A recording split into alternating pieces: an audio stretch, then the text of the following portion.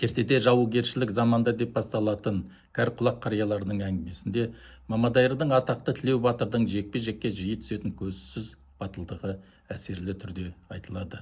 Сонымен қатар Жалаңтөс Тілеу батырдың даңқы бүкіл Орта Азияға шыққан.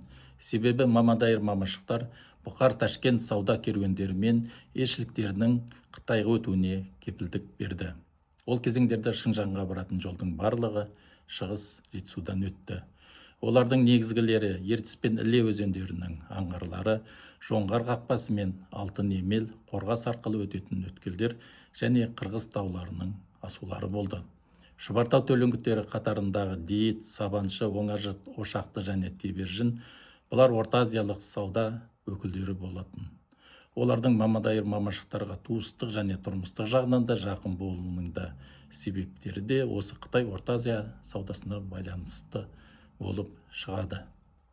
Құрметті көрермендер, атақты Тілеу батыр Мамадайырдың Жалаңтөс атасынан тараса, Өмірзақ аталық Ақтөс атасынан туады.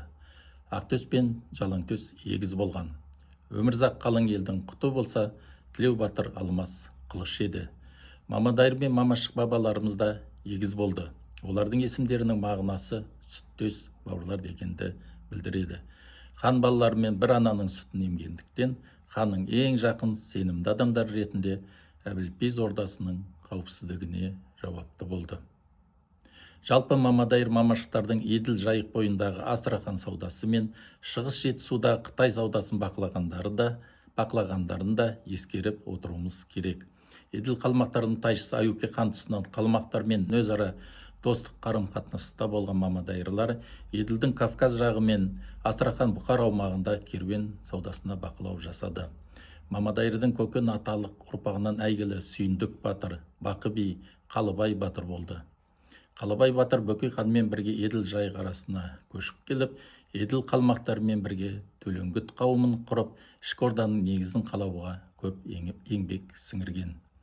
Еділдің төменгі жағы, одан батысқа қарай ресейлік Астраханның Камызяк, қазақша Құмөзек ауданының Застенка ауылына түгелге жуық Мамадайырдың Бақы би ұрпақтары қоныстанған.